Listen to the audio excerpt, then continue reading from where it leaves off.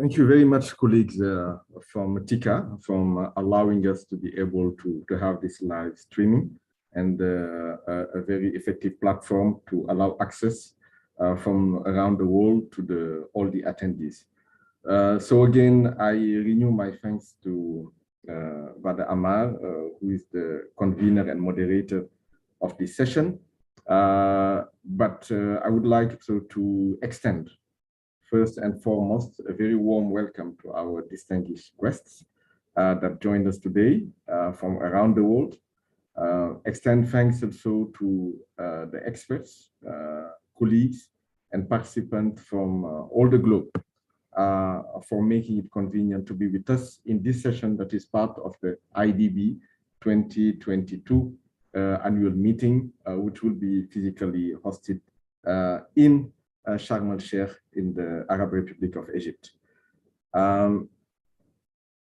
Colleagues, guests, given the scale and complexity of the subject we're discussing today regarding vaccines production to ensure a minimum of vaccine sovereignty in member countries, it is clear that the span, complexity, and impact of this subject on all of our daily lives calls for strong partnership, collaboration, and coordination between ISDB, all MDBs, the institutional partners, technical partners, and financial institutions to bring about sustainable development for health, to address health matters in our member countries.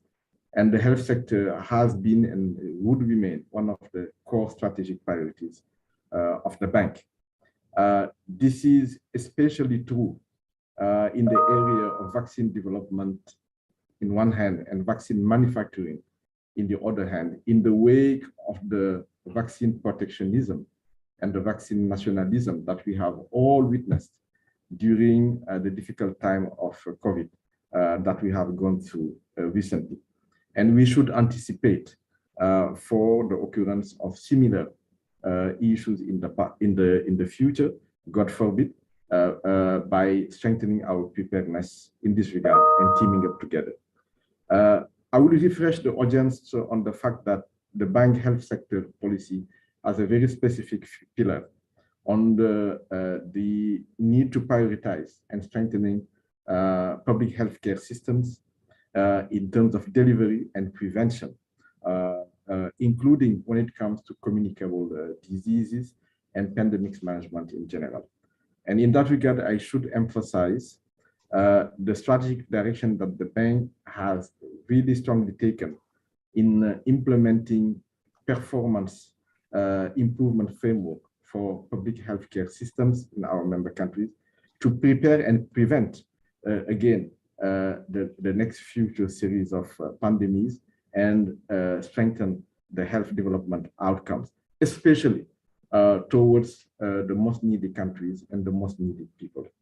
In this regard, in the advent of this unprecedented pandemic that was, and that is still the COVID-19, it is worth noting that the ISDB has pledged close to $3.3 billion for its COVID strategic preparedness and response program that we call the SPRP, to respond to the health emergencies, yes, but also to address more deeply health outcome at institutional level, while helping to put back member countries on track in their path of economic recovery through restoring livelihoods, building resilience, not only in their health system, but in the whole socio-economic sphere, and kickstart economic growth. Now, while investing in vaccine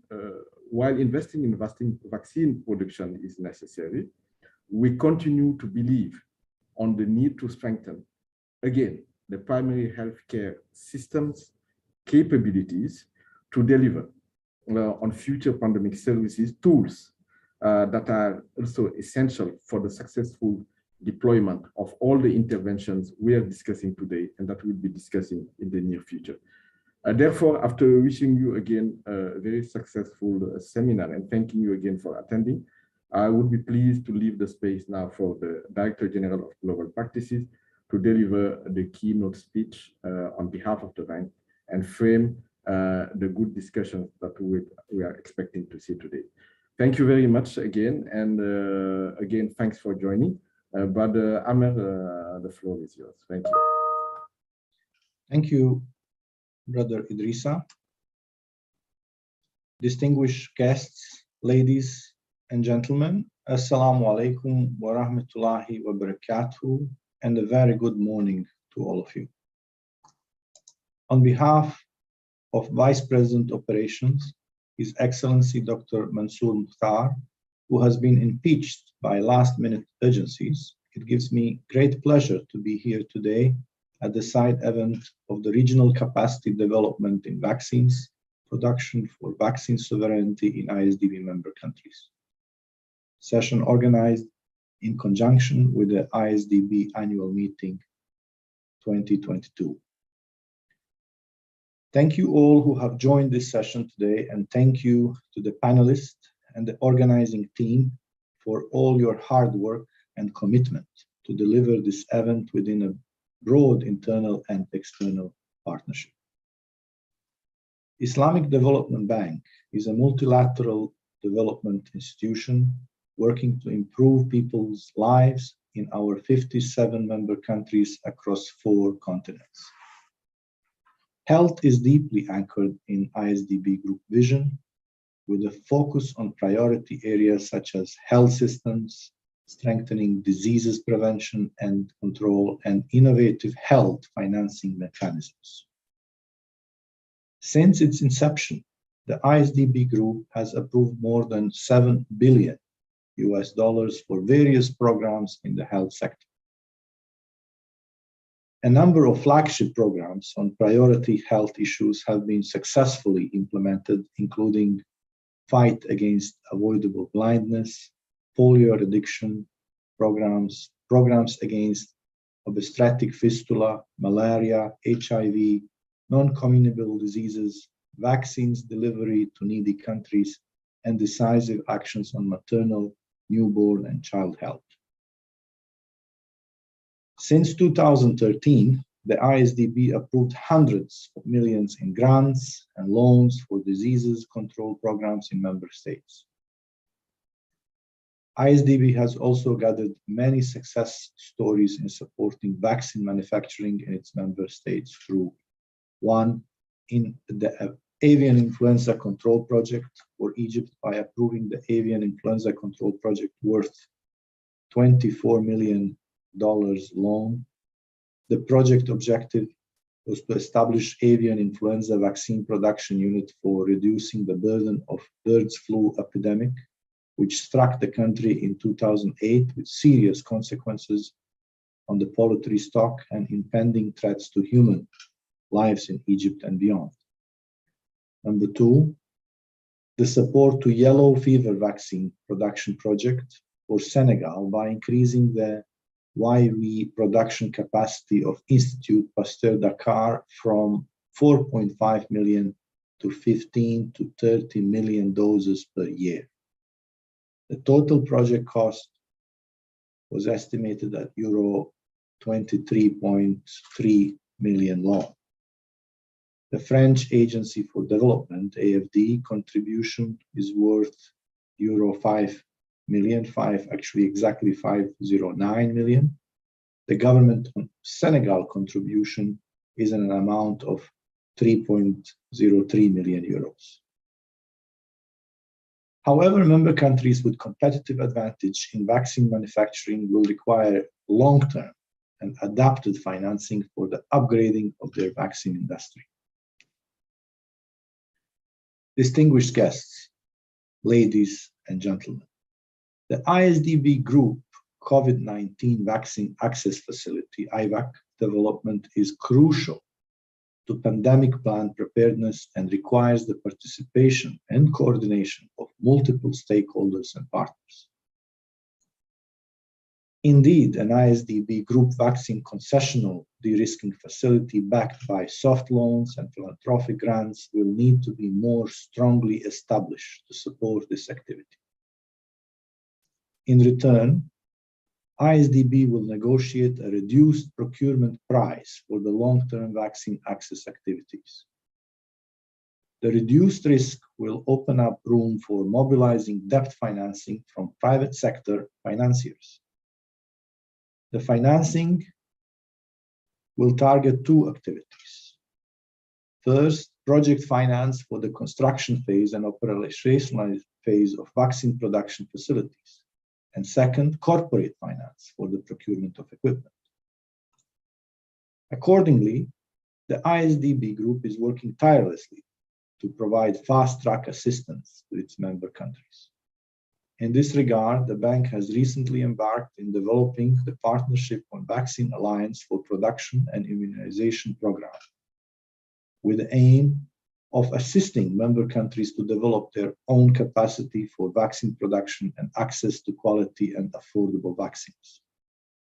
In this regard, the bank, IsDB, has devised a $875 million COVID-19 vaccine financing facility, the IsDB Group Vaccine Access Facility, IVAC, to improve equitable access to vaccines in IsDB member countries.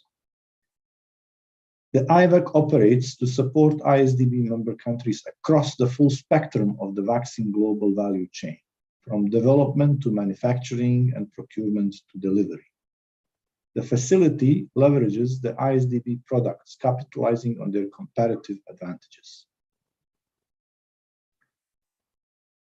On top of its own internal financial resources, the bank is also planning mobilizing resources from other donors, including the Arab Coordination Group, UN agencies, and philanthropic organizations based on a coordinated response. Distinguished guests, developing new partnerships and strengthening existing partnerships is one of the key priorities of Islamic Development Bank over the next 5 years. In doing so, we must be more creative about resource mobilization in the new global environment. We must find a way to develop innovative technologies to find solutions to the most pressing development challenges. I am proud here today to say that IsDB, the Organization of Islamic Cooperation, OIC, Castel-Levax, CEPI, and WHO have been successfully working together over the recent decade to support common member countries in improving access to vaccines and expand access to effective, safe, and sustainable diagnostics and treatment services. Accordingly, I would like to take this opportunity to call for more support in the effective and efficient access of the production of various vaccines for preventable diseases. Moreover, the lessons learned from COVID-19 pandemic have emphasized the role of supporting locally developed innovation and technology transfer in boosting current vaccine manufacturing capacity, especially in least developed member countries, to meet the continent's health security demand. In this regard, we need to ensure that our member countries access to a vital flow of financing facilities to help finance innovative ideas, scale up innovations linked to a real development solutions. This will result in adapted new technologies and solutions that can be mainstreamed to contribute to the development of IsDB member countries and Muslim communities in non-member countries. Ladies and gentlemen, I am pleased to announce that IsDB will help in leveraging and supporting low-cost validated vaccine technologies and unique models that can be scaled up and commercialized to support the establishment of local small-scale vaccine manufacturing facilities in African member countries. Closely aligned to the Sustainable Development Goals, the IsDB Group invests in reverse linkage, South-South, and North-South trilingular cooperation, and in nurturing proof of concept innovative ideas that has the potential to become development solutions, piloting and scaling up of innovations targeted at solving development challenges related to 6 focused SDGs. Distinguished guests, ladies and gentlemen, let me conclude by saying that joining forces, IsDB and its partners will be certainly able to provide a concrete platform delivering tangible results to comprehensively address disease prevention, screening, diagnostics, and treatment services in common member countries, and that's contribute to saving over 100 million lives from vaccine-preventable diseases over the next decade. Thank you.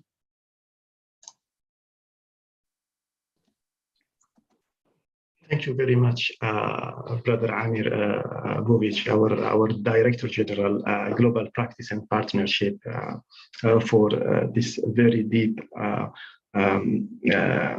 insight of the bank, and thanks also for the support of the senior management to the initiative related to vaccine manufacturing and production in IsDB member countries. We believe this is a strong support that we have heard from our senior management, and our partners here will share with us also their thoughts during the panel session, and also the participant may be free to share their questions during the Q&A session or in the chat too. So I would like now to introduce to you Dr. Matthew Downham, who is the Director of Manufacturing and Supply Chain Networks from CEPI, the Coalition for Epidemic and Preparedness and Innovations. As short bio of him, because he has, I won't finish an hour to describe his achievements, but I could say that he joined the biopharmaceutical industry in 1997. He has worked in UK with Proteric, in Denmark with Bavarian Nordic and Morpheus, and he also worked in Italy with Novartis Vaccines and Diagnostics, AstraZeneca in UK. So throughout, Dr. Downham worked on preclinical and early clinical developments, inflammatory and oncology development of vaccine, antibody, and also enzyme therapies for infectious hypertension, inflammatory and oncology indications. He was a European registered toxicologist between 2010 and 2018, Share Vaccines Europe Influenza Working Group. So for those who knows this, the world of epidemiology in the world, so it's a big committee. Between 2017 and 2020, he was treasury of International Federation of International Pharmaceutical Manufacturer and Associations, Influenza Vaccine Supply Task Force between 2017 and 2020.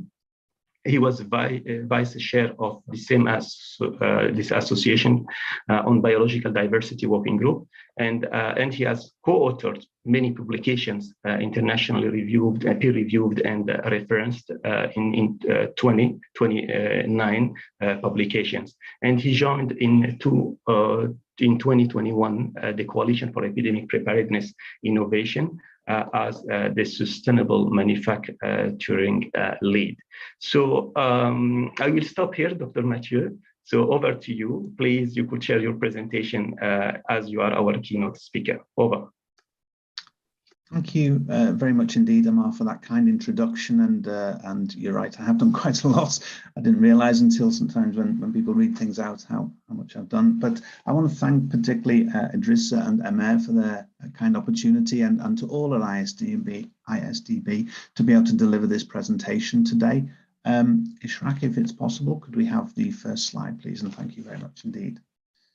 So ladies and gentlemen, I'm very pleased to be here to speak on behalf of CEPI, and I'm going to be sharing some thoughts over the next 10 or so minutes on where CEPI sits in terms of global vaccine production preparedness, primarily to think about how to improve response, capacity and capability to future disease outbreaks. Clearly, there's a lot to learn from the COVID pandemic, and some of that will, I hope, be interwoven to this presentation today, and possibly also the panel discussion shortly thereafter. Next slide, please, Isha. Thank you. Just for a bit of background, so CEPI, or the Coalition for Epidemic Preparedness Innovations, was founded or launched in Davos in Switzerland in 2017. So by coincidence, this week, it's the same meeting in Davos, the World Economic Forum, as many of us know. CEPI was set up to be an innovative global partnership to support between public-private, philanthropic and civil society organizations, with a core focus to develop vaccines to stop future epidemics, to try and ensure a world in future where disease does not represent the challenges, the problems and the tragedy that we've seen, particularly through COVID. CEPI identified a list of priority pathogens for vaccine research and development projects. And that was back in 2017. In other words, before COVID, and clearly since COVID, things have changed and changed quite significantly, which I'll touch on shortly. But you can see the pathogens that we were set up, CEPI was set up to work on, so Lassa, MERS, Nipah, Rift Valley fever, chikungunya, and disease X, the unknown disease that might appear at some point in future. Next slide, please.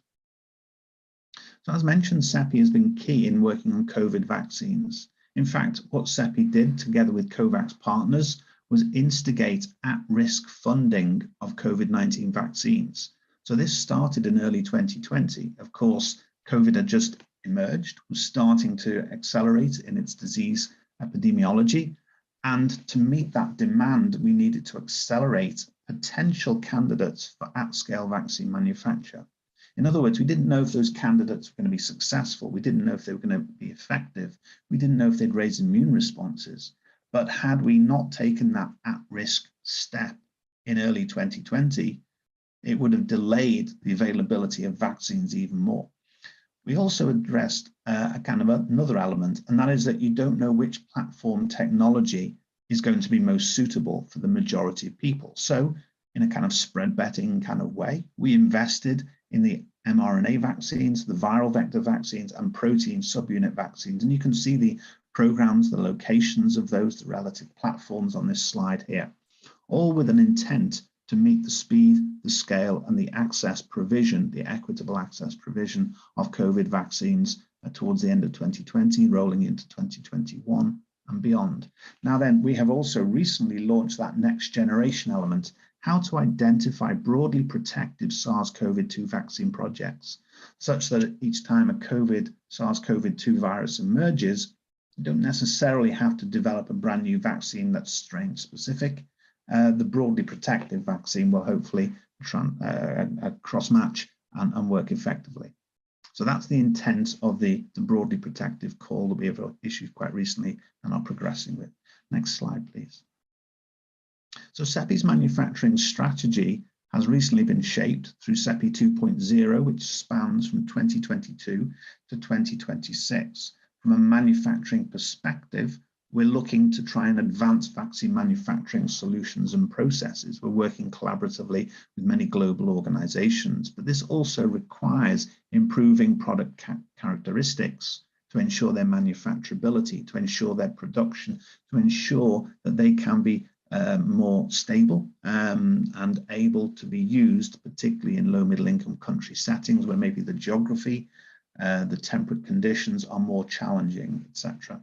We have to improve the analytical testing and leverage innovations to make sure that we can accelerate preparedness to respond to epidemics and pandemics in future.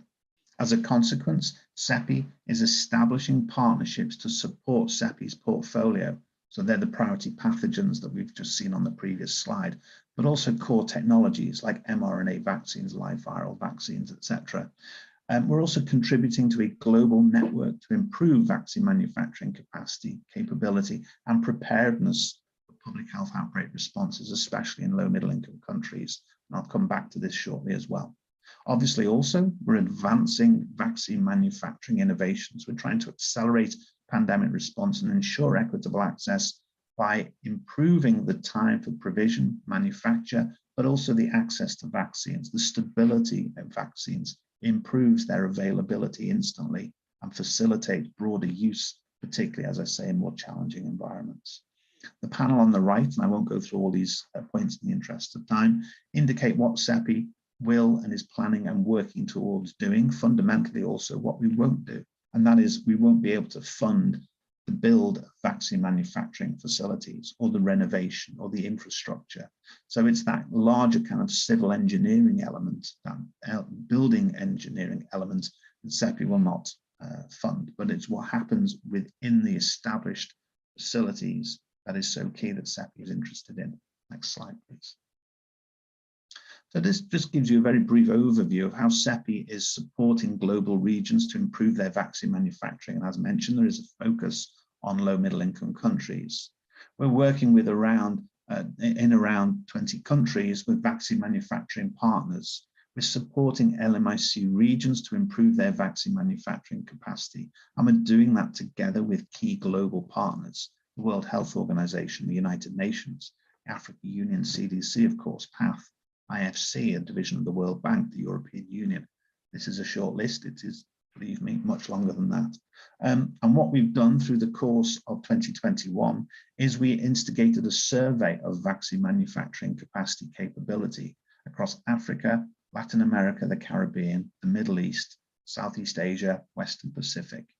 And from that survey, we identified close to 90 different LMIC vaccine manufacturers that wish to support preparedness and pandemic response moving forward. We've published this news on our website, and the links you can see at the bottom of the slide there. Next slide, please. And what came out very clearly and very strongly from that survey was the aspiration of many vaccine manufacturers. What was recognized was the global insecurity by not having vaccine manufacturing either in country, within region, or within even the continent sufficiently to provide vaccines. What we also noticed was that there is a priority towards drug substance, drug product, and fill finish capacity. Many vaccine manufacturers wish to expand this to support human vaccine provision. They want to build new capacity, particularly in countries where there is no or currently very limited human vaccine manufacturing. They want to create vaccine manufacturing capacity at pharma companies, biotech organizations, biopharmas, and even veterinary institutes to support local demand and local outbreak demand. There's a requirement to diversify. Many of the respondents indicated that they make more traditional, I'm going to do air quotes, traditional vaccines, so the protein subunits, the split vaccines. Many now are looking to transition towards DNA, mRNA, viral vaccine platforms. And that's where CEPI really wants to try and support those initiatives moving forward. And many of the aspirational plans, as you can see, were linked to international consortia, local or high-income government organizations with funding and plans to expand their vaccine manufacturing. What's also interesting, I think, is the panel of pathogens that we heard about. So COVID is an obvious one, but cholera, diphtheria, right the way through to yellow fever. You can see this incredible list of pathogens that vaccine manufacturers in low middle income countries are striving to manufacture and supply to meet their regional, local, and global public health needs. Next slide, please. So what CEPI did as a consequence of that survey through the end of last year, right the way through to this year, including to yesterday at the World Health Assembly in Geneva, was we instituted regional vaccine manufacturing workshops. So we've held 3 for Latin America and the Caribbean. We've held 1 for the Eastern Mediterranean region, together with the WHO EMRO office, and we've collaborated with Southeast Asia, Western Pacific regional offices to share the data and talk about and identify the gaps and opportunities. The data from the survey also fed into the African Union CDC as they crafted and developed and launched their framework for action for Africa that was launched, I think it was about the end of March this year. And what we did as a consequence of those workshops is instigate developing a roadmap to improve or establish sustainable vaccine manufacturing capacity and capability. In Geneva yesterday, commensurate with the collaboration with the government of Mexico, PAHO, and the United Nations ECLAC, was we had a workshop, a meeting to talk about expanding vaccine manufacturing in Latin America and the Caribbean, all built off this request for information data. So taking the roadmap for equitable access and saying, right now, how are we going to organize and get partnerships, stakeholders, investment to drive forward for the Latin America, Caribbean region. And we're hoping the same will happen for the other regions that I've mentioned that we've conducted the survey for. The intent being to improve preparedness and response per region for epidemic and pandemic preparedness. And as you can see, facilitate public health security, critically to diversify global vaccine manufacturing into areas where there are regions where there's limited or no vaccine manufacturing. Next slide, please. As mentioned, innovation is key.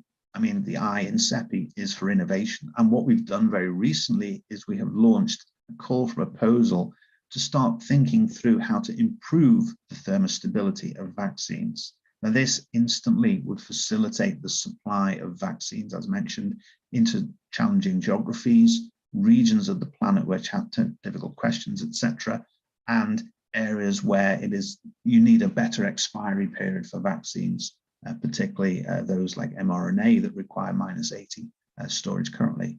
You can see the details of what we have launched here. So there's up to $17.5 million that we're planning to invest in vaccine developers and tech companies working on innovations to support temperature stable vaccines for use in low middle income countries, potentially using new tools to improve global access to vaccines. So patch technology, for example, removing the need for the use of needles, syringes, and the disposal of those ultimately, of course. And it's to reduce that complex cold chain and potential vaccine wastage. And BMJ, British Medical Journal, issued an article not too long ago regarding the vaccine wastage in Africa as a consequence of some of the complexities of distribution and supply because of the expiry period, because of the cold chain challenges. There will be further calls for proposal launch later in 2022 through to 2025, focusing on other elements for innovation. So analytical elements, manufacturing elements, improvements in processes, etc., but more to follow in due course. Next slide, please.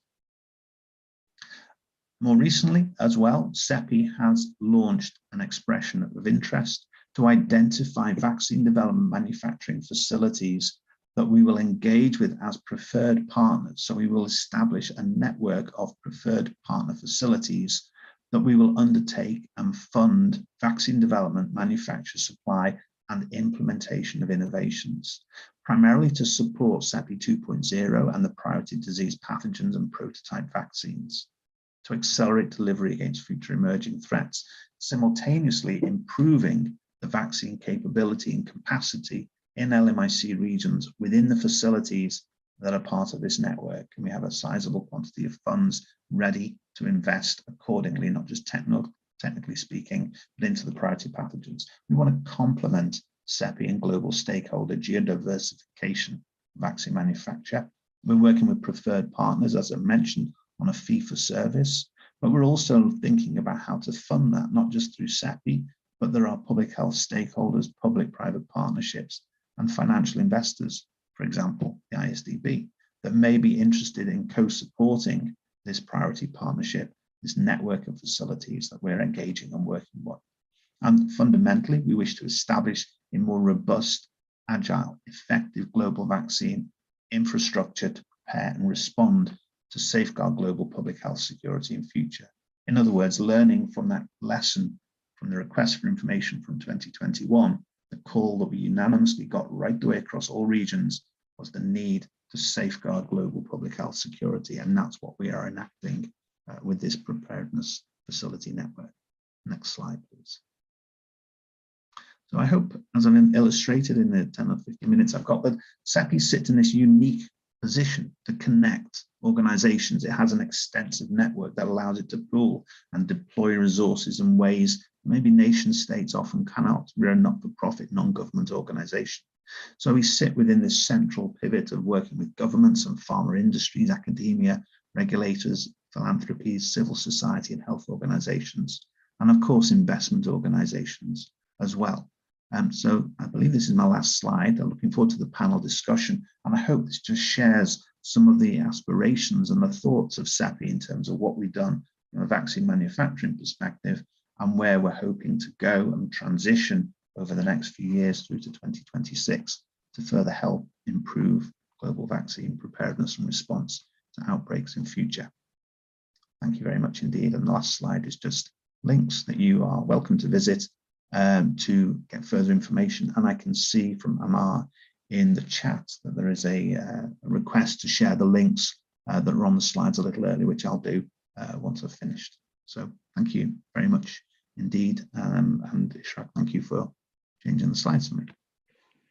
Over. Thank you very much, Mathieu, for this great presentation, and really for introducing to all of us what CEPI is doing and what have done during the pandemic, and actually the great opportunity that we have here to work, because I noticed the CEPI 2.0 manufacturing strategy, which is really great and could be our strategic guidelines to move forward in supporting vaccine manufacturing in our member countries. We have identified in the CEPI 2.0 a niche where, as MDB, we could contribute mainly on vaccine manufacturing construction. I think we could complement each other here. Secondly, we noticed the aspirational plans that you have, which is really great. We will come into it during the discussion. How are you going to increase the doses shared and the range of vaccines available? The third, we appreciated also the CFP. The CFP, very important issue. We will ask the question, actually, is one of the topics that we will be discussing about the thermostability. And it could be also a good comparison with what Castelvax here, represented by Matt Stober, the CEO, we will discuss which technology platform are we going to use in our member countries, and how are we going to organize it regionally. And lastly, the MFG facility network is also a good platform that could be used for most of our partners.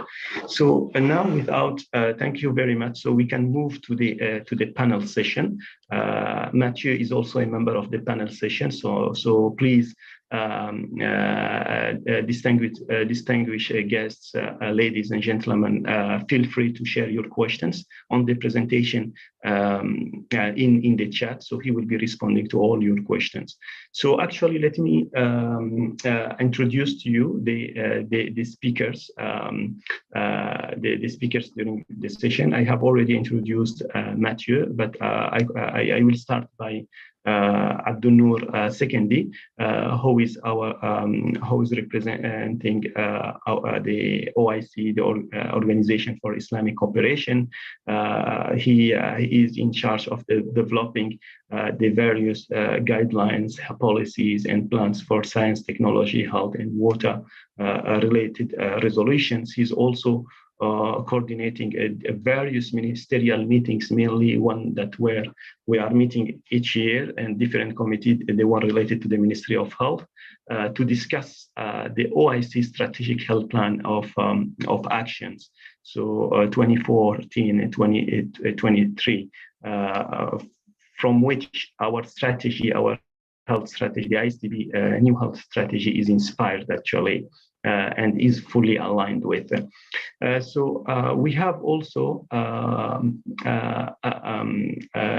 Amadou Al-Fassal, who is the CEO of Pasteur Institute Dakar and the chairman of the Global Outbreak Alert and Response Network and director of the WHO Collaborative Center for Arboviruses and Viral Hemorrhagical Fever. Dr. Sal is a virologist with a PhD in public health. Dr. Sal is an expert in epidemics response and control. More specifically, he specializes on all these diseases that we are worrying, Ebola virus diseases, Zika, yellow fever, and we will hear a lot from him. By the way, we have requested him to share with us the Senegalese experience. So he may share with us the 2 slides before when he will take the floor. We have Matt Stober, who is the Chief Executive Officer of Castelvax Inc. Castelvax is one of our main partners. We have the IsDB, we have a memorandum of understanding with them, and we are working with them very closely in supporting many vaccine industries in our member countries. And Castelvax has over 30 years of, Matt has over 30 years experience of leadership in at large multinational pharmaceutical companies with responsibility for the development and commercialization of state-of-the-art vaccines and pharmaceutical and biopharmaceuticals products. So he used to be the CEO of IsDB Oncology. So welcome, Matt. We have not heard you. We have heard all the participants, mainly the management, and because you cannot share your video, we noticed it. He could only speak with us. So actually, we could start the first question of the panel. Maybe please, I will leave each panelist to just say hello to the team, and then we can start with the questions. Over. I'm Matt Stobers here. Thank you. Hello. Good morning. Good afternoon. Pleased to be here. Good day, everybody. This is Matthew Downham from CEPI. Happy to be on the panel. Looking forward to the discussion. Over.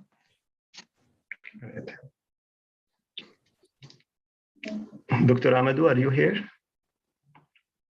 Yes, I'm here. This is Dr. Amadou Sall. Thank you, Dr. Amar. My name is Amadou Sall. I'm the CEO of Institute Pasteur in Dakar, and I'm very happy to take part to this very important webinar and really acknowledge the huge support we receive from the Islamic Development Bank when it comes to vaccine manufacturing. And I will be talking a little bit about that. Thank you. Thank you. So thank you very much, Dr. Amadou Sall. It's for us a great pleasure and an honor to have all of you today with us. So I will start first by addressing my first ended. It's not a question, but it's just to put everything in line from strategic level. As I said, we are fully aligned with our OIC, with the OIC, Organization of Islamic Cooperation's strategic action plan. So I would like Brother Sekendi to just give us, to explain to us how this initiative of the bank is fully aligned with the OIC Strategic Direction Action Plan. Over to you, Brother Sekendi. Thank you, Dr. Amar, and welcome. I would like to express my gratitude and thanks and honor for being part of this distinguished and esteemed panel to discuss the regional capacity development in vaccine production for the vaccine sovereignty. By way of introduction, I would like to just highlight that the Organization of Islamic Cooperation, or OIC, is an intergovernmental organization of 57 member states. It's actually the second largest after the UN in terms of the membership. The member states span across the 4 continents. Those are Africa, Asia, Europe, and South America. So that is the OIC, just to begin with. So as an intergovernmental organization, of course, we accord high priority and importance to the issue of health. For the simple reason was that health plays a big role and it has greater impact on the socio-economic development of our member states. And for that reason, we have all our policy documents and all our strategies, they accord this issue a higher priority. And we have a sectoral ministerial platform where the ministers of health meet every 2 years to make policies in this particular sector.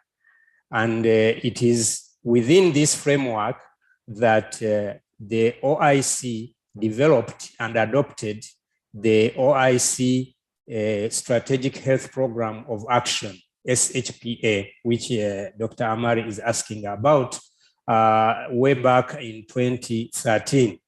Of course, it was a joint collaborative work with our partners, especially the IsDB and the international partners like WHO, Global Fund, and others participated in the development and the establishment of this strategic health program of action. To place this IsDB's efforts in this strategic health program of action, I've shared a short presentation. Probably if it could be screened here and shared, it would help us. So this is the OIC Strategic Health Program of Action 2014-2023. So actually it is ending. Incidentally, it is ending in a year's time. So a lot of what has been covered, but also there are a lot to be covered yet. Next, please. So the OIC Strategic Health Program of Action is anchored on 6 thematic areas. Those 6 thematic areas are explained here, and those thematic areas, every 2 years, we put lead country coordinator, that the member state that is coordinating that thematic area is also indicated here. You can see health system strengthening, currently being led by the Republic of Turkey, and there's another one, disease prevention and control, led by Egypt, Malaysia, and the fourth, which is our topic, which is most relevant in our topic today, is the medicine, vaccines, and medical technologies. This is the 4 thematic areas that is making the SHPA. And this is currently being led by the Republic of Indonesia. And of course, you have 5th, emergency health response, which is also currently, has been relevant in the view of the COVID-19 emergence. And of course, information, research, education, and advocacy, that is also important. It is currently doesn't have a leader, but these are the 6 thematic areas. But the most one which we are talking about today is the medicine, vaccines, medical technologies, which is being led by Indonesia. Next, please. So before we reach here, in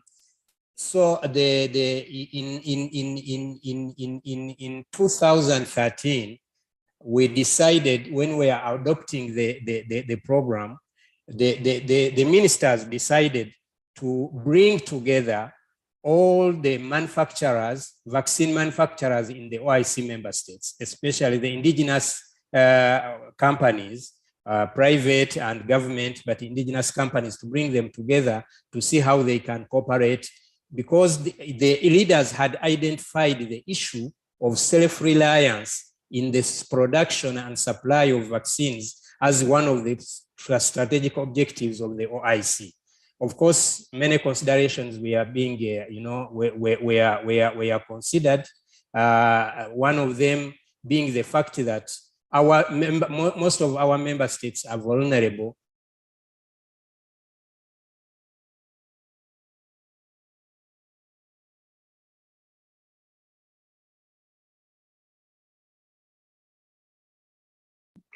It looks like we lost him, actually. We lost the voice, maybe.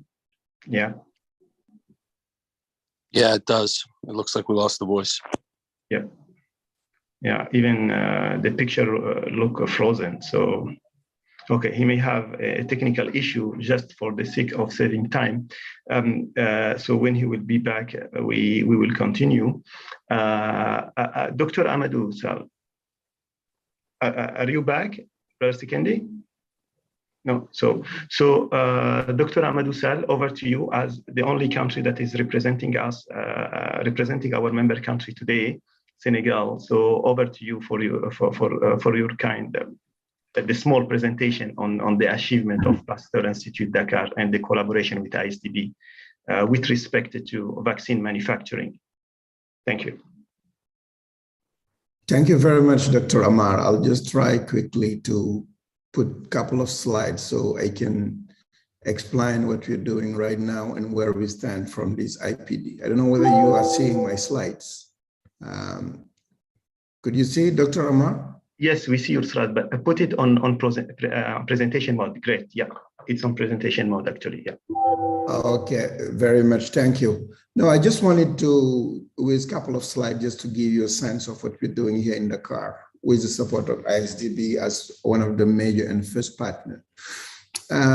We are having this project actually that is called Manufacturing in Africa for Disease Immunization and Building Autonomy, which is the current project that we call Madiba, obviously, as part of a tribute to Mandela. But one of the main things on what we're talking about here is to build some autonomy, meaning that being in a position actually to leverage 8 years experience that we have to be able actually to set up a platform that is technology agnostic and that is vaccine agnostic. And the main area in that regard had been really to be able to make sure we can build a platform that is as flexible as it is, whether we're talking about fill and finish, where we have the capacity to go up to 1 billion, but where we're going to be doing 300 million.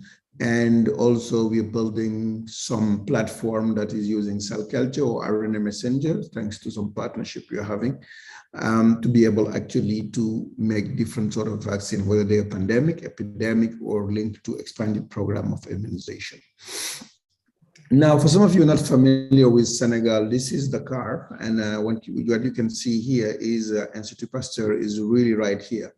And there is this new city of Diamniadio where actually we are building this facility thanks to the support of the government of Senegal, who provided land and funding, as actually reminded earlier by our speakers from IsDB. So this is a new city, and the main advantage of it is close to the airport, it's accessible, and this would play a very important role when it comes to doing logistics and distribution of vaccine. Just try to sum up very quickly. This is the vaccinopole, because when we tried to build this vaccine earlier, some years ago, the clear guidance from the president has been to say, don't think just one vaccine, but think what's broader, because self-reliance on vaccine is critically important. So we start with this area and this project, which is called Africa Maril, completely dedicated to yellow fever, which was heavily funded by IsDB, that brought 15 million out of the 23 we were looking for at that time. And with that, we start this project with the idea to expand the capacity for yellow fever. We've been doing yellow fever for 80 years, but the capacity are always limited. And for the matter of health security, we decided to increase it, and we're very happy that Islamic Development Bank supported that. And if you look, this is in 3D what this look like, and we're building it, and we'll be ready probably at the end of this year. And when the COVID started and we have all this willingness, we decided actually to expand that site and build the second project that we call Madiba, which is here and that you can see in 3D, which is really using the capacity we may have to build and leveraging the technology with a modular facility, meaning that we build a hangar, and within that hangar we order modules that allow us that even though we start August last year, today the modules are in place, because the fill and finish should be ready in like a few weeks. So this Madiba then have a single use technology for viral product, for a drug substance, and a fill and finish across system where you can use pouch or vial to be able actually to do vaccine. The second one, Africa Maril, that I was mentioning earlier, is a drug substance egg-based process, and the fill and finish also, which is more traditional technology. And we have also, in line with our reflection for the next potential virus and what the next potential threats, actually building here an R&D capacities to be able to make sure we can focus on the need of Africa in vaccine like Lassa or Rift Valley fever that was discussed earlier as part of the pipeline. And for me, in terms of building autonomy, these are key important aspects that we need really to think about the market, because today, that's one of the major things where the vaccine that are being made will be sold, whether we're talking about COVID, EPI, or pandemic, and how we can make sure in the regional capacity we have a right strategy by working among different manufacturers to address different sort of vaccine and a different sort of quantity to make that actually something that is viable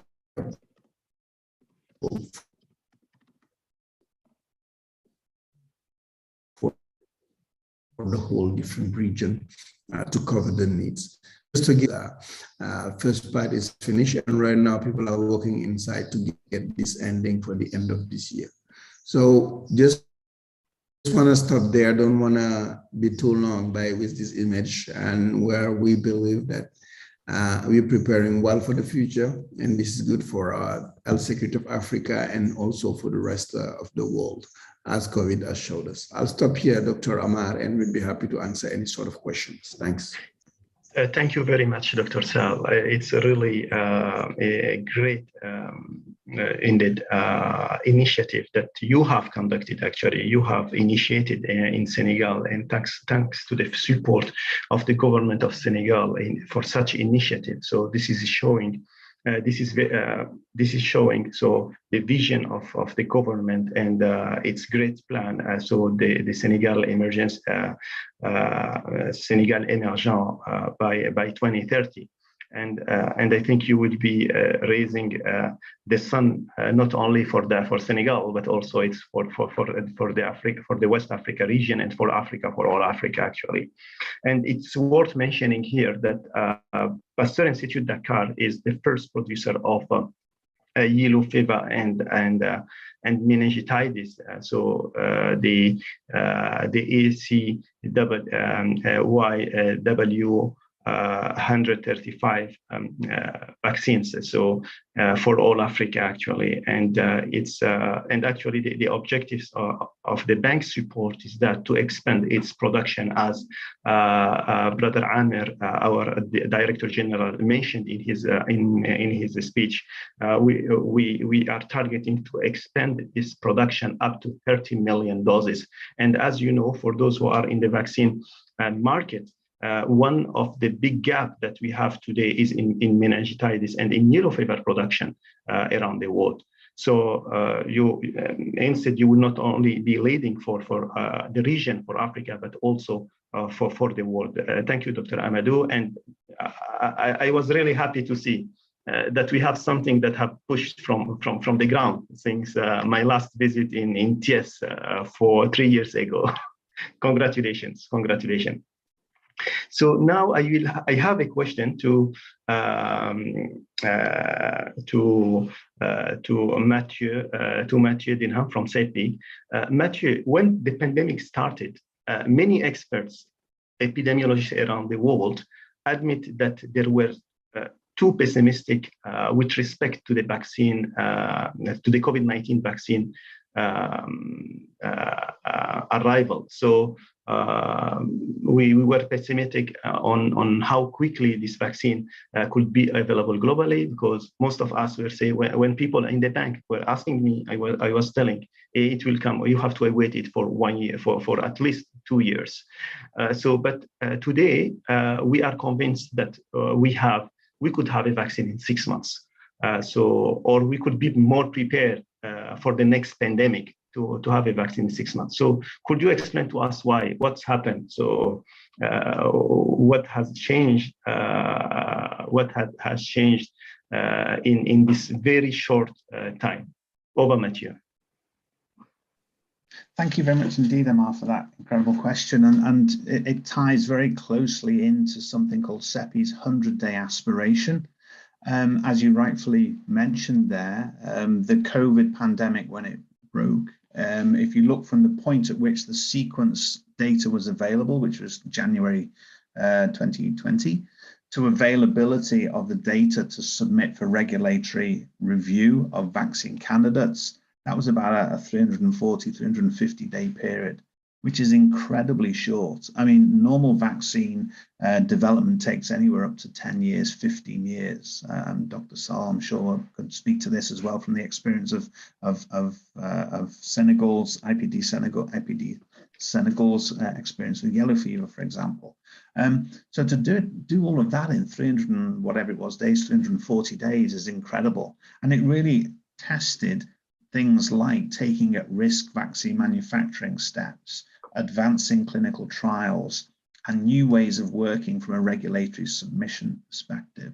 Instead of waiting for all of the data to be available, the data was submitted on a rolling basis to add to the regulatory documentation such that the review process could be more rapid and more expedited.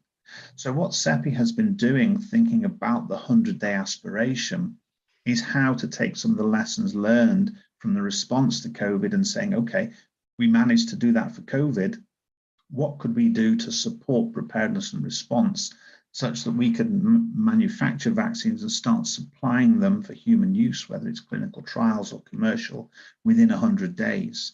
And what's actually critical from the surveys and the work that CEPI has been doing, and we published this actually in the New England Journal of Medicine a few months ago, is not just what happens in the 100 days, but critically what happens in the pre-100 days. How to make sure that you have the facilities, the trained workforce, how do you ensure you have the analytical capabilities, the vaccine candidates, and then the elements to support all of that. And one of the questions in the chat a little earlier referenced the availability of raw materials. So CEPI has been working with the COVAX partners to think about the supply chain implications for raw materials, chromatography media, growth media, glass vials, syringes. You know, there's a considerable number of consumables that are required for vaccine manufacturing. It's how to make sure that they can be rapidly and promptly made available to support vaccine manufacture as it responds in that escalation phase. So as I say, speed is of the essence, obviously. And what we're trying to do is think through how to compress even further the 300 days that it took to respond to COVID down to 100 days. And just to give you some indication of what that would mean in terms of deaths. So as I mentioned, the sequence is available in January 2020. And by that 300-day period, nearly 1.4 million people had died worldwide as a consequence of COVID. If that period was 100 days, about 170,000 people would have died. So that's the key driver. It's that death rate, that acceleration of deaths and tragedy that resulted, and how to focus on how to improve even further now that we have momentum leveraged off the COVID pandemic. Okay, thank you. Thank you, Matthew. Thank you, Matthew. So I will ask also Matt to share his thinking on the same. Matt Sober, as a leader of a biotech firm, so we believe that they have they had many suggestions and many innovative platform to share. Matt, are you here? Yeah. Yes, I am. Thank you for the question. So Castlevac's is working on a egg-based manufacturing platform, and we've successfully transferred that into 4 different middle-income countries: Thailand, Vietnam, Brazil, and Mexico already. We think that the elegance of this process is that it's low cost and fast. We can be very quick in terms of our ability to set this up relatively quickly in multiple different countries, evidenced by the fact that we've already tech transferred it into 4 different locations. We also think that one of the key components here is having an ongoing manufacturing need in order to keep the facility ready, as was discussed earlier, related to staffing and training. That's critical. And we think the egg-based manufacturing capability, for example, for flu, is a natural fit to be able to then react quickly to pandemics, whether that be H1N1, whether that be COVID, or whether that be things like Lassa virus. We've got a platform technology that can support all of those things. And so again, really think this is going to be something that is going to be very important for countries to have and or regions to have set up and have that capability ready to go. In addition, our view is that we need new tools. The existing vaccines based on the Wuhan strain, clearly, as the COVID virus continues to change, and we get new variants coming out, those vaccines are becoming, let's say, less capable of preventing infections. Certainly, they're great for preventing hospitalizations. One of the things we believe is that a nasal delivery system is going to be absolutely critical for us as we go forward. And mucosal immunity is something that with COVID is going to be absolutely important for us to really prevent the spread, because that's the existing vaccines are terrific in terms of preventing hospitalizations, but they're really not able to prevent the spread as we're seeing evidence today by the outbreak. So one of the things that we're very advanced on is a nasal delivery program with a live virus vaccine that allows us to generate that mucosal immunity. And so we'll be very excited to share that data very shortly. In addition, the vaccine that we've developed is stable already. We've got it's stable at room temperature. And so again, for regions in middle income countries, that's very important from a distribution point of view, as you all well know. Thank you, Matthew. Really, this is a great innovation. I was not allowed to talk about it because we have a non-disclosure agreement actually, and you presented it, and we know that it's successful actually, and this is a great work, by the way. So it will help a lot. It will help a lot to avoid all this secondary effect that we had during taking the vaccine on our arm. Taking it on the arm. So inducing this mucosal immunity system is really a good path that could help for COVID-19. But is it going to be used for other vaccines against other diseases? We are. Yeah, we are working on a number of other diseases as well. We're in the process of completing our financing, and so we're in the process of doing the raise right now. Depending on that, the size of that raise will depend on how many programs we stand up at one time. But as an example, we are looking at RSV as a potential nasal delivery program as well. So we've got a number of opportunities there. Again, we can, with the right partners, we can certainly tailor that, as Dr. Saul mentioned, to regional type of approaches. We do have a Lassa program that is also ready to be stood up as well. And so there are certainly many different opportunities that we could go after with this platform. Again, the elegance of this is that it's low cost and we can move quite quickly. Again, with COVID, one of the things that we see as kind of a key headwind that we all need to solve is, frankly, the regulators. We need to figure out how to work with the regulators to keep up with the emergence of new strains of this virus, just like has been done with flu. One of the big challenges that we all have right now is the ability to have booster shots and or vaccines that are matched to the virus that's actually circulating today. And that's one of the things that we think is going to be critical as we all work to really put COVID down and make it successful so that people are not continuing to get sick. Okay, thank you, Matt. So coming to now, we will go more deeply. Sorry for the audience. So we are going deep in deep. We started by global, and actually we'll go deeply regarding so most of existing vaccines actually are temperature sensitive, as you know, and must be quickly passed from one refrigerator to another en route to the clinics where they will be used. So, and as you know, the cold chain is one of our big issue in our member countries. despite, even though Gavi and WHO and us as MDBs are supporting a lot the cold chain system. And so how could we get, where are we from a heat-tolerant vaccines for pathogens? So I don't know who could take this question, who will be ready. Maybe Dr. Sal, I can start by you. Then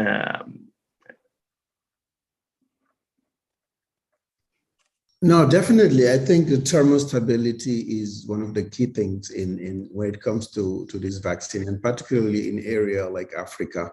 And this is actually what is the most costly and what is the major issues when it comes to deliveries. And definitely the way forward is really through innovation to try to solve that. I think we discussed a little bit with Matthew and Matt, some option that is there and some incentive to be able to do it. Very clearly, for me, that's where R&D should be very closely bundled with manufacturing. For me, the purpose now to get vaccine in Africa or these different area is not just about making sure supplies is being organized, but it's also about making sure that what are really necessary for those regions are quite taken into account. Sometime in the development, sometime is the improvement. So that's why I think right now there is a whole activities done by Africa CDC as part of the Partnership for African Vaccine Manufacturing, where some network of research centers are focused on improving the vaccines or developing new pipeline or making sure actually from the delivery point of view, there are new information that can help do that. And for me, that's really what is critical. The vaccine today are costly to deploy because of cold chain, are costly, are very difficult to deploy because you need to train people. It's not that easy to make sure. And the waste of vaccine is really, really important beside the sterility. After a few hours, you have to get rid of it. So for me, that's why it's really, really encouraging that CEPI is on that side and we have innovator like Matt Strober to work on that, but it need to be accessible, and that's where through R&D in Southern America, LMICs in Africa, this need to happen.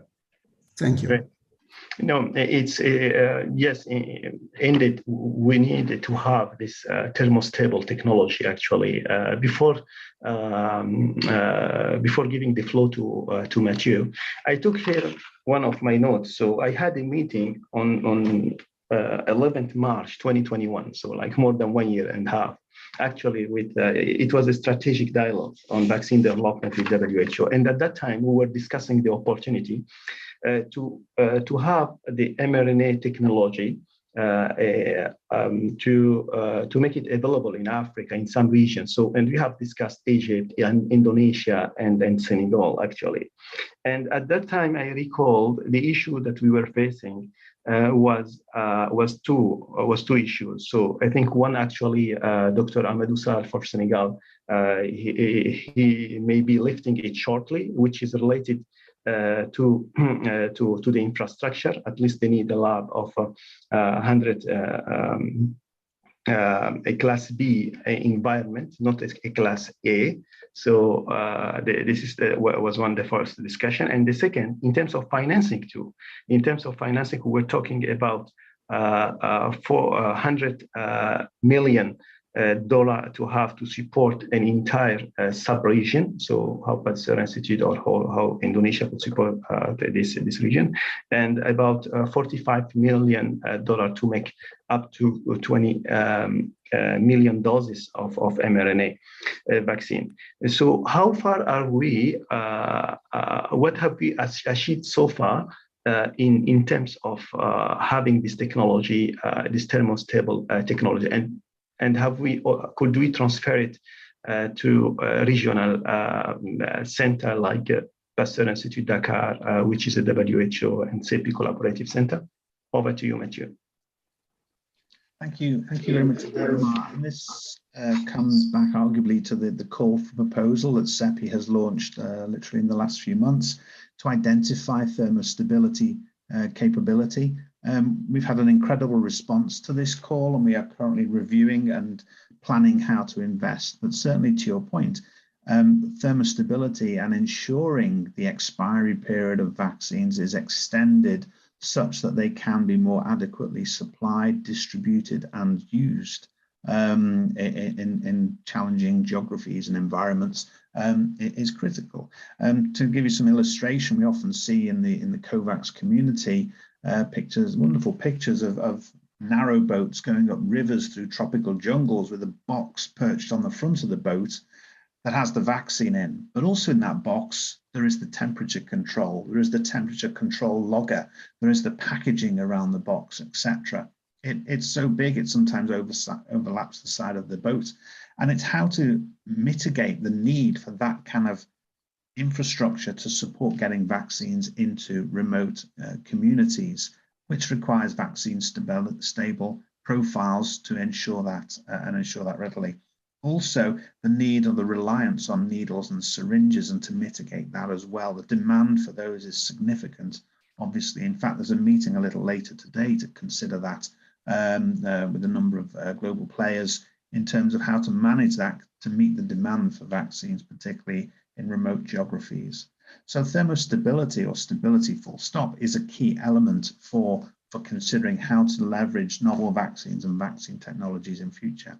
Having seen the benefits of mRNA vaccines, for example, but the challenge of them needing -80, I mean, -80 freezer farms are incredibly expensive to establish, and they're incredibly expensive to run because of the demand for electricity and the control of temperature within them. So it's how to mitigate that reliance on such a costly and expensive infrastructure. So that's kind of where we're thinking of from a thermostable element, but certainly it is critical. I mean, we've seen, as I mentioned the BMJ article a little earlier, how vaccines have had to be, wasted basically in parts of the world because they have run out of their expiry period. They've expired basically, and it's how to extend that to mitigate that waste and ensure that the vaccines can be reached from ports to arms, as a recent meeting in Nigeria was termed. Over. Yeah, I couldn't agree more with Matthew. I mean, I think this is critical, and one of the reasons that we have to come up with temperature stable vaccines that have an appropriate shelf life based on the region. So couldn't agree more. Great. Yeah, definitely, Matt. So I had to ask you also the question. I know you are very supportive to the egg-based platform, technology platform. However, we are receiving many requests actually from many of our member countries. So some of them are willing to have a turnkey vaccine manufacturing unit. So we know all of it. We know this kind of fill and finish, what we call it, the fill and finish companies. But still, some of them are not coming with a realistic proposal in terms of technology platform. So Matt, what are you advising, or which platform, which vaccine platform technology do you advise to cover the maximum range of vaccines and had the lowest fixed and variable cost implications? Yeah. So again, we think that the egg-based technology, the elegance of this, and there are a lot of people that want to move to the newer technologies, and certainly those have they certainly have some positives. We think that the advantage of the egg-based manufacturing, especially in the case of a pandemic environment, where you've got to rapidly adapt to a situation. Flu manufacturers in the egg-based environment do that every year. They come up with a new vaccine based on the current circulating strains. Sometimes all 3 or 4 new circulating strains are included in that vaccine. So the you were capability. Sorry, Matt, you were breaking up, so we lost the 30 last seconds. If you don't mind. Yeah, sorry. Yeah, so the egg-based manufacturers in flu have been doing this for 50 years, where they create a new vaccine based on current circulating strains every year. And we think the learnings that they've had over those years allows them to rapidly react to a pandemic situation. That being said, certainly cell-based technologies have some positives as well. We're also working to develop cell-based technologies based on on the work that we've done with Mount Sinai to develop our platform.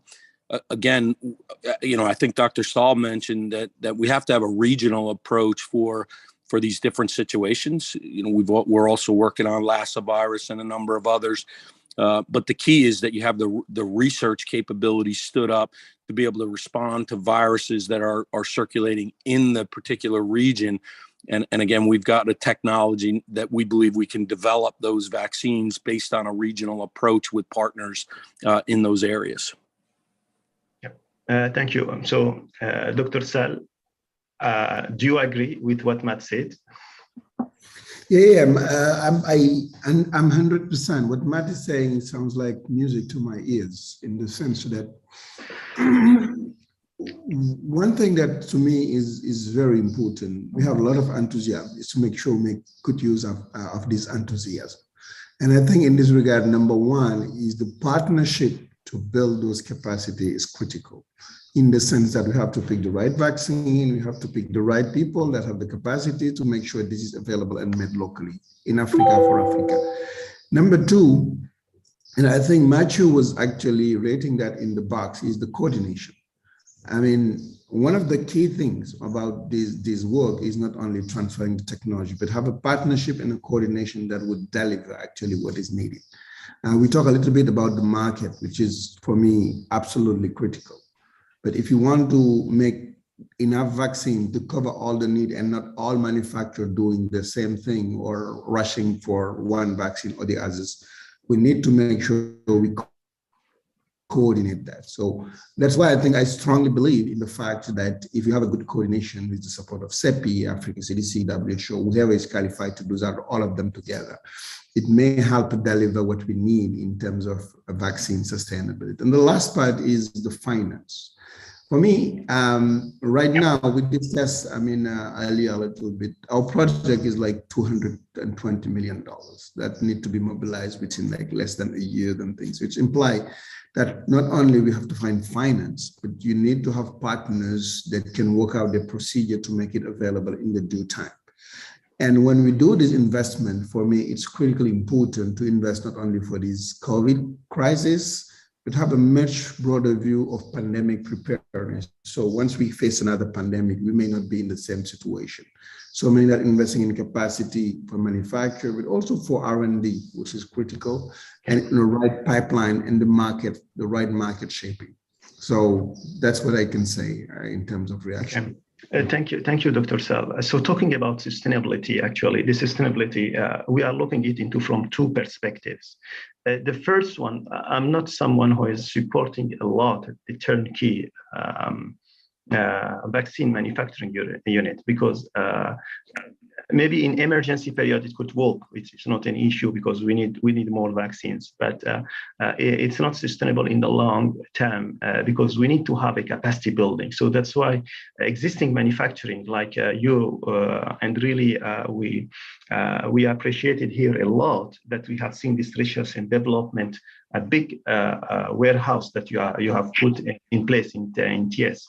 And you, Biopharma, so this will enable the development of other vaccines, of existing or new vaccines, and also testing some financial technology. And the idea that we have discussed with WHO was this: is to have a technological hub for Africa, a technological hub for Asia in existing manufacturing unit.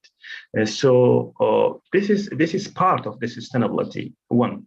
And now we have the other aspect, which is the financial aspect. The financial aspect is to support you because you need resources, you need financing, as you said. So the manufacturer needs to be financially sustainable in the long run. So my question is that how governments and private sector could guarantee the financial sustainability of vaccine manufacturers? So I will ask Brigadier Sekendi, as he's back actually, and as he was in many discussions related to this aspect, to kindly share with us his thoughts. Brother Sekendi, are you here? Thank you, Dr. Ammar. I'm very sorry for the technical hiccup. I was trying to explain quickly what the OIC has done so far in terms of bringing together in terms of trying to achieve self-reliance in the production and supply of vaccines. I had reached, I think, the issue where we brought a group together of manufacturers, indigenous manufacturers, so that they can coordinate. Because here, as you have been saying here, coordination is key. Otherwise, you will have a lot of duplication, spreading the resources thin on the ground and all that. So that's why we endeavored and we tried to bring all these manufacturers within the OIC countries together so that they can coordinate and exchange views and experiences and best practices. And so that's where we had reached, and when they met, they came up with a long, short, medium, and long-term plan, which they have been trying to implement in terms of capacity building.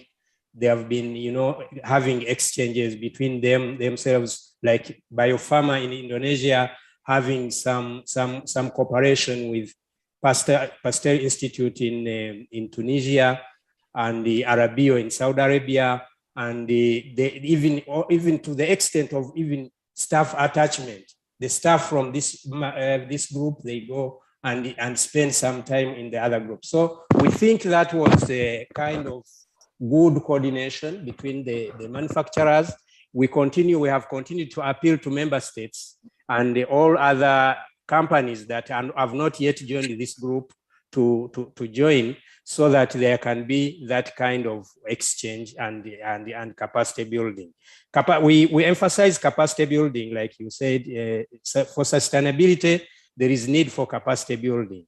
And we emphasize this so much, and that's why the OIC has gone ahead and approved a center of excellence for the vaccine medicine manufacturing, which is based in Indonesia at Biopharma. They are now housing it, which is trying to, they conduct trainings and capacity building programs for all member states who are interested and the other companies which are interested.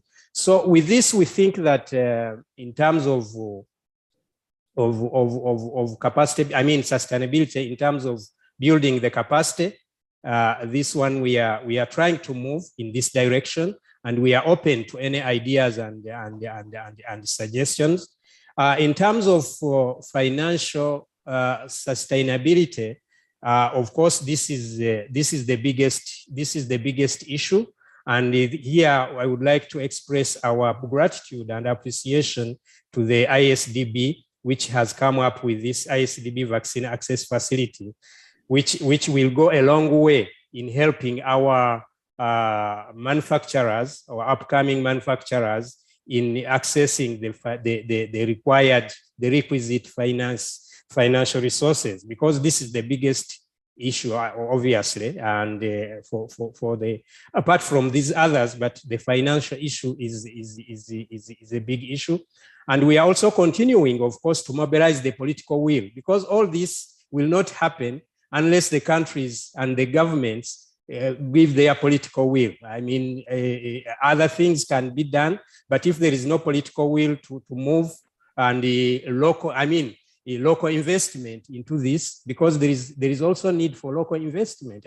Countries should know that there is benefit in investing on these kinds of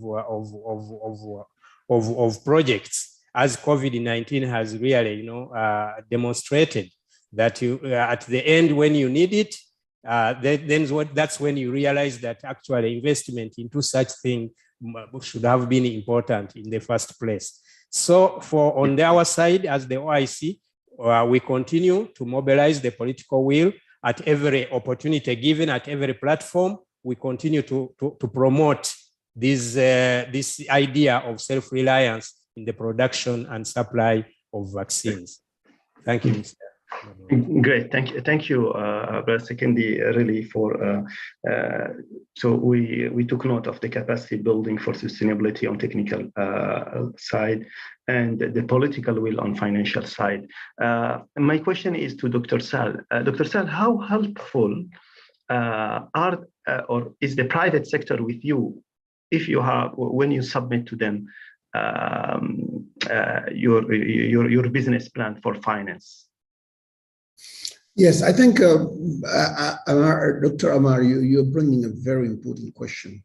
I strongly believe in Africa, the private sector have a huge appetite for innovative opportunities.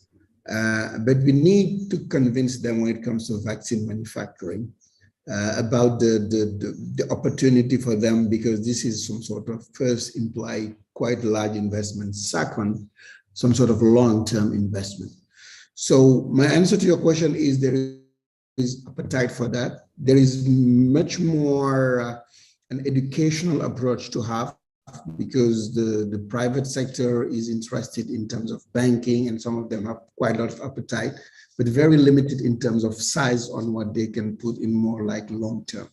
So I think it's important to educate them more. Some of them have supported, as for instance, while we're doing this Africa Model project, some bank, the Senegal Bank, which is supported by Islamic Development Bank, is supporting us. So the private sector, commercial bank are interested. But for me, I see this more like a huge opportunity on which they need actually to be educated. It's not just the manufacturing, but to make vaccines, you need between 200 to 300 different raw material ingredients and things. And these are a huge opportunity also for SMEs, for private sector to invest. So I think there is some interest, there is some movement, but this can be amplified quite well. And particularly beyond the only banking sector, we have people that can make good use of their funding, being impactful by supporting the whole value chain. Okay, is the private sector more responsive to your request regarding the procurement of raw materials or the development, or for instance, the procuring, helping you in doing offtake agreements? So, which area you see the private sector more helpful with you? Definitely, I think in the project that we're doing, if you take, for instance, one very private sector oriented, we have actually IFC supporting heavily and coordinating. But if you think private sector in terms of local private sector, that's where I was heading. Some bank has supported us to make the investment, and they're very interested, mostly for the social impact this may have and the strategic nature of this such a kind of project. But really the size of funding that we need to go beyond like the local sector, private sector. The other thing is if you look vaccine manufacturing and you compare that with real estate or fintech or these sort of things, obviously the return of investment may be quicker and may be less risky in terms of time. And so that's why also I was mentioning they need some sort of education why they should invest in vaccine manufacturing. Great, thank you, Dr. Amadou. Now coming to Matt, you are the one who may be more suffering on financial because you are working in a very difficult area, which is the vaccine development, and the private sector won't take the risk. And so, how are you dealing with the financial sustainability as biotech? Yeah, I mean, certainly the biotech market, as we all know, is a little bit challenging at the moment in terms of driving investment. But so far, we've had very good success in terms of the conversations that we're having with folks. I think people recognize the critical need to invest in vaccine capability, so that we're ready not only to continue to fight COVID, but also to be ready to respond to whatever comes next in terms of future challenges that we potentially will have related to pandemics.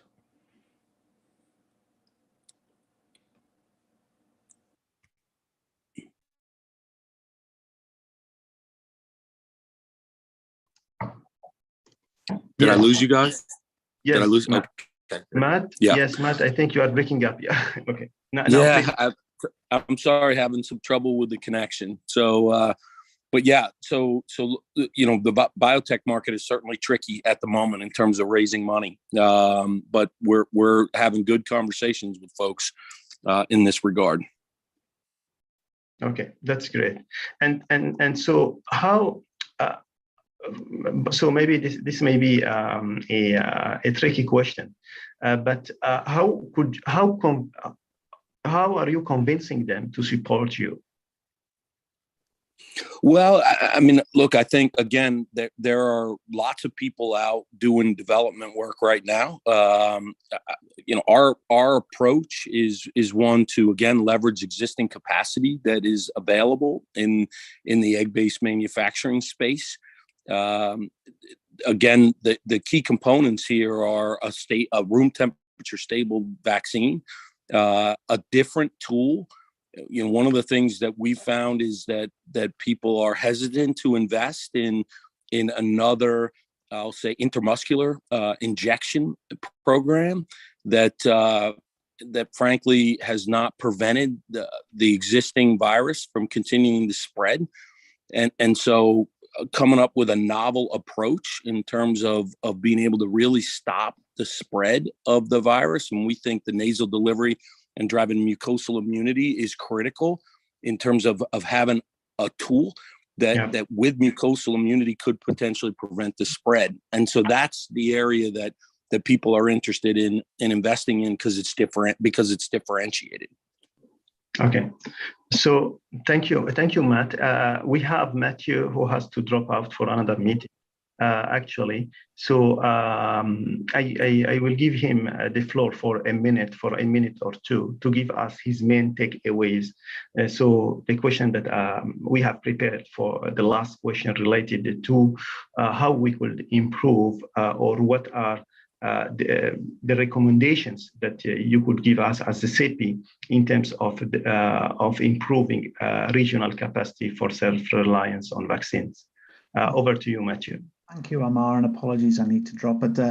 I think it comes back to the coordination. There's been some comment on that in the chat through the course of this excellent discussion and panel review. And I think certainly that coordination, I mean, just to cast your minds back to the WHO Influenza Gap program that sunsetted in 2016. One of the key elements of that was focusing on the word sustainability, and that requires the demand for vaccine, the coordination of the manufacturing facilities and the supply elements, but also the coordination of the investment to ensure that the investment is made and the facilities have a sustainable demand future ahead of them.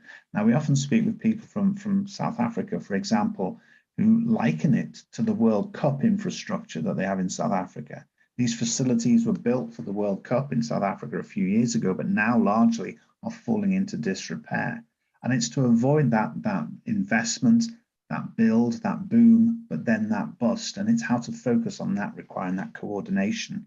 As I mentioned in the chat, there's a World Economic Forum occurring, I've checked, it's literally today, to discuss the Equitable Vaccine Manufacturing Collaborative, which will think about the financing and business models, the workforce development and technology platforms, the regulatory harmonization and the agenda setting and strategic coordination to ensure that vaccine manufacturing, particularly where it's expanding incredibly rapidly, Africa is an obvious example, is done so with a view to the future to ensure that it's not a build, a boom, and then a bust scenario. And that's the key element. Okay, Matthew, a follow-up question actually. How CEPI, because to ensure the sustainability of the existing manufacturing, or how CEPI could support offtake agreements for the existing manufacturing. I'm talking, for instance, about Dakar. We know that Pasteur Institute has a network in West Africa. So how we could secure, for instance, that countries that has Pasteur Institute like Cote d'Ivoire, like Niger, like Guinea, could have a formal offtake agreements for the vaccine produced by Pasteur Institute Dakar. So I think that will come. Thank you very much. That's an important question. I think it comes down to the agreements and the demand, the advanced purchase agreements that countries make. Let's say in the example you've just given there to IPD in Dakar, of course. Now then, next week in Addis Ababa, there is going to be a Africa Union CDC PAVM meeting to discuss that very topic, how to coordinate demand across regions such that, for example, IPD Dakar will serve vaccine or supply vaccine, not just to Senegal, but to the broader community as the provision of vaccine for the West Africa region. Similarly, there has to be a kind of model for that in the East Africa, Central Africa, Northern, Southern Africa as well. In other words, don't have a facility in every single country, have key facilities that are responsible for providing the vaccine for a particular region or indeed the continent. And that is how you ensure that there is demand and the kind of quantities of vaccines to produce that ensure that the facility has a sustainable future moving forwards. Thank you very much, Matthew. Thank you, I appreciate it. And thank you for your time. Thank you for participating with us today. Very welcome, and apologies once again for dropping, but certainly, Amar, if there's any further questions, please forward them to me. We will do that. Thank you. All right, fantastic. Thank you, and appreciate the opportunity. Thank you. Goodbye now. So coming back to Matt, Matt, in terms of again financing the value chain. So how are you conducting the discussion with the existing manufacturing firm? Are you already, for instance, to collaborate with small manufacturer like so? Because I'm considering us as small, because when we see in terms of volumes, we cannot compare what Pasteur Institute is producing and what actually Novartis and other big pharmaceutical company are producing. So are you ready to collaborate with developing world manufacturers? We are, and we've done that already in Vietnam, in Thailand, Mexico. I would describe as medium size. Brazil is certainly a large manufacturer. Butantan is our partner in Brazil. So, but we are ready to partner with small, medium-sized partners. And again, the advantage we have is we can do the development of the seeds and drop those in, especially to manufacturers that already have egg-based manufacturing set up for flu and or other things. It's very straightforward for us to be able to drop that process into an existing facility, including the analytical methods, and get that stood up fairly rapidly. Great, thank you, Matt. So I will leave now because we are like 12 minutes from the end of the session. I will open the floor to the colleagues in the chat. We had over 60 people, 60 participants actually, and I think it dropped to 50, between 50 and 55. So this is great because I was not expecting this number. I was expecting having 30 people maximum or 40. So, but great to have all the colleagues. Thank you for your time, colleagues. Thank you also for to be patient here. So the floor is to you. But first, I would ask colleagues from reverse linkage team, Brother Abdul Hakim Yusuf, if he's around. So just to take the floor to explain the reverse linkage that South-South that they are doing and how they could contribute to improving the regional capacity development of vaccines. Brother Abdul Hakim Yusuf, are you around, or someone from the reverse linkage team, Brother Riyad, or anyone, if you could take the floor.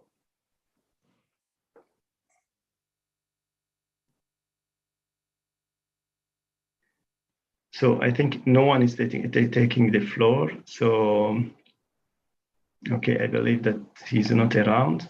So, so if not, we can go to the different questions. So we have here some questions that I will pick one question from the chat, waiting for people to raise hand to ask questions if they would like. So we have a question here. to Brother Sekendi. What is the logic behind having a thematic area for disease prevention control and another one for vaccines? Don't vaccines fall under prevention? Over to you, Brother Sekendi.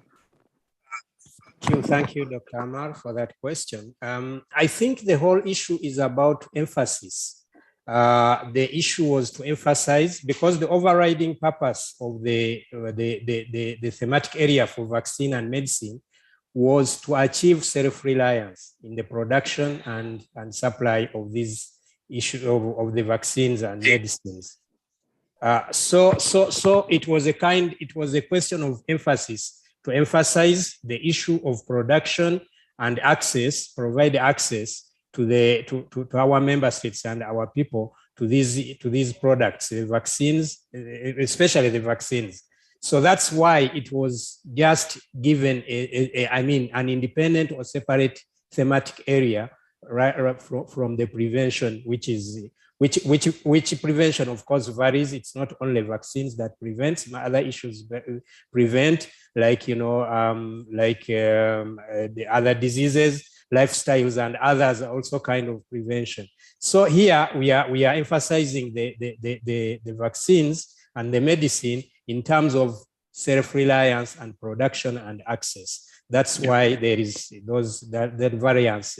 You have prevention of disease, and then you have a thematic area dedicated for only medicine, vaccines, and biotechnology, bioproducts. Thank you, Brother Sekendi. So maybe the next question again to Matt. So I think he has responded to it in the chat, but it's good also for to discuss it here, because as biotech firm, you mentioned 4 tech transfers are being done. Do these locations have a quality assured SPF eggs production? So this was the question that has been asked in the chat. Yeah, so it's an excellent question, by the way. The person that asked that is two of our facilities have the SPF egg capability. 2, we have not pursued that yet. Our inactivated vaccine does not require SPF eggs. Our intranasal program with our live virus vaccine does require SPF eggs. So 2 of the facilities have that. That is certainly a consideration as we think about going into other regions, and we want to think about the nasal delivery program. So that's certainly something we can continue to pursue with folks if they're interested in having that conversation. But excellent question. Great, thank you, Matt. Actually, we have proposals. From Malaysia. Malaysia is not a vaccine manufacturer yet; is not a vaccine producer, but they are trying to go through developing through the production of some vaccines. So we have Geopharma. We have also another entities. I don't know if colleagues from the regional, the Excellency Center of Kuala Lumpur are around. I know times is it's late afternoon over there, so I think we have many opportunities to discuss after this webinar in terms of supporting a country manufacturer, and with this vision of coordination, as Mathieu has highlighted, in terms of production, and to be more regional than country specified. Matt, how is your willingness and readiness to start such a discussion with our member countries? Because the 4 member countries that you have highlighted, Vietnam, Thailand, Mexico, Brazil, are not a member countries. Have you been approached by our member countries, or are you have you initiated discussion with them yet? Not yet, but we would certainly be very interested in doing so. Great, thank you. So a global, I think, just to open the discussion and to make it, because we were too technical today, there is Bill Gates has published a book that all of you may have read it, How to Prevent the Next Pandemic, actually. And in his blueprint, yeah, how to prevent the next pandemic. Yeah, it's his second book. The first one was how to prevent climate change, the disaster of climate change, and now he's addressing the pandemic issue. In this blueprint for the technological, economic, and regulatory fixes to stop the next pathogens from causing a global outbreak. So he's suggesting to create what he called the GERM, the Global Epidemic Response and Mobilization. So it's a terms as epidemiologist, it's very interesting team with $1 billion. And this idea has been taken by the G20 actually, where they will be creating a fund. But he's talking more about the technical aspect, and in the G20 we are talking more about the funding aspect. And this fund, this team, shall be under the WHO. So how this team? I will be criticizing, okay, and my question will be to Dr. Sal as the global as GOARN leader. GOARN is the Global Outbreak Alert and Response Network. How this team, the GERM team, will be conflicting with the GOARN, with the existing already GOARN network? Are they going to be complementary, or it is a duplication? Dr. Sal. Yeah, first of all, I just would like to think that it's a great idea to have some fund established and make sure dedicated to this next pandemic, because even though we've learned a lot from COVID, I think there is still some need for making sure that what has happened won't happen again. So, and because there are still many lessons, my feeling is we haven't learned enough and we are not actually getting ready for the next one.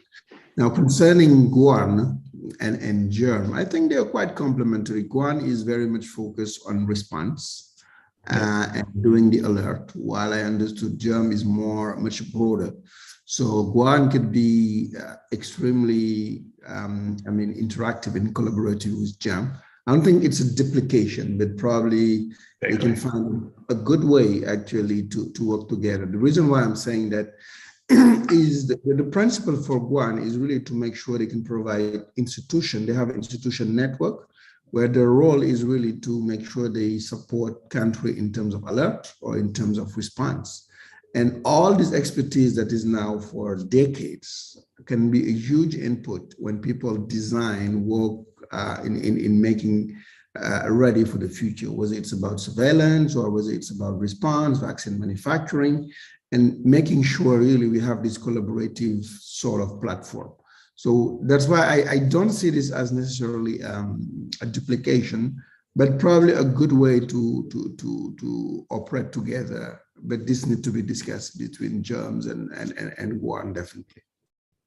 Okay, thank you, Dr. Sal. I think your response is too political, actually, because from when I read it, because I was, by the way, previous member of GOARN for East Africa for cholera. We used to work with Tedros, the actual DG, in 2006 in fighting against the cholera outbreaks in the regions. So, and when I read what he's alluding through GERM, it's like it's the same. It's almost the same. So it's not a critic, but it's like I think we need. And this question, I have also another question, because he will be talking also about the governance. Why are we going to create GERM as a new administrative layer, instead of beefing up the existing WHO structure? So this is this is one of my my question or my critical review of the book. So from governance perspective, okay, it will be hosted under WHO, and then we know WHO is a big institution and already heavy, and this is why most of the MDBs prefer UNICEF, which is more flexible and more straightforward in terms of alert, in terms of rapid response in the field than WHO. So now, how creating this label, this new bureaucratic layer will help in responding fast to the upcoming pandemic. So this is a critic. We can see the response. We will share it with the team, with the Gates team. And I think and you will be participating in the upcoming discussion.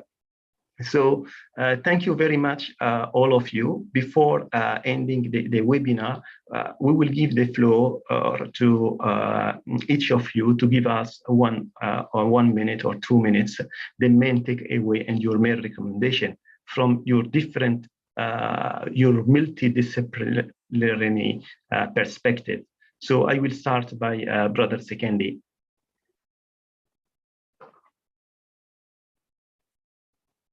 You are muted, Brother Sekendi. Thank you, Dr. Amar, and thanks for the colleagues for the excellent discussion and the treatment of this topic. My take or my recommendation, because it had the financial sustainability has been talked about a lot, and I think it is quite important. And in our discussions with the manufacturers that have come together within the OIC vaccine manufacturers group, there was that question of asking what guarantees can we give them if they produce the vaccines that actually those vaccines will be bought. So I think it has come in another way here, and I think we had thought about the issue, the pooling mechanism, whereby we can get together and we procure the vaccines as a group, OIC group or regional, sub-regional group of the OIC. We have 3 groups. We have Africa, we have Asia, we have Arab group. So if we can implement this so-called pooling mechanism in the procurement of vaccine, probably it would give some assurance to the manufacturers of their vaccines being bought and the assured market of this. So for me, that would be my recommendation, probably to be studied further by those responsible and to see how viable it could be. Otherwise, I thank you and thank you for inviting me. Thank you, Brother Sekendi. So Matt, over to you. Thank you all for taking the time today. Certainly appreciate it. And Castlevax and Mount Sinai are interested in continuing to further the opportunity for vaccine equity around the world. And we'd love to continue to partner with you, as well as anybody who's on the call. Feel free to reach out to us. We'd love to have those conversations. Again, thank you for your time today. Thank you, Matt. Dr. Sal. Thank you very much, Dr. Amar. Just by starting by thanking very much Islamic Development Bank for their continuous effort to support us and support also the vaccine manufacturing in the Islamic world and among the member states. I just wanted to say that we have discussed today different important aspects, was it partnership, financing, workforce development, tech transfer, R&D. And when I look the member of the Islamic Development Bank, I see a huge opportunity to do all that together collaboratively. And this is mostly in some developing countries, but also from one region to another, this offer a huge opportunity. I was recently discussing with some group in Pakistan and some other group in Indonesia about workforce development or vaccine manufacturing training or actually cooperation. And I just want to seize this opportunity to say that this conversation needs to go beyond this webinar. And I was really looking forward to have this cooperation in action, because I see that through your member states and the different people that you're supporting, we have already some solid ground on which we can build. Okay. And thank you again. Thank you, Dr. Sal. Really, thank you for your words. Indeed, this webinar will not stop here, actually, because as we highlighted in the speech of the Vice President and the Dr. and Brother Amir, that we have this ongoing program related to the Vaccine Alliance for Production and Immunization. And we will be hiring a team, actually a new team, and thanks to the support of ISFD colleague here, And the recommendation of this webinar will be taken by the consultancy team to prepare a report on a strategic action plan for vaccine production in IsDB member countries. In IsDB member countries, and it will be presented. By the way, brother Secondly, you have not did the advertisement of our joint event in Istanbul. Oh yes. We are planning to hold a meeting. Actually, it's going to be the second meeting of regulatory authorities from the OIC member states. The first one was held in 2018 in Indonesia. The second one should have been held in 2020, but because of the COVID, it has been postponed, and it is now finally being held in Istanbul on 5 to 7 September. And of course, the role of the regulatory authorities, medicine and vaccine drug regulatory authorities, they have on the manufacturing process of the vaccines. And normally we actually invite the manufacturers, the members of our manufacturers group, and our partners. So we expect the IP, Dakar, and other partners, and even the institutions that have participated in this panel discussions to join us in Istanbul and to discuss issues of regulation and self-reliance in the production of vaccine. Thank you for the opportunity to advertise the. Exactly. Thank you, Brother Secondly.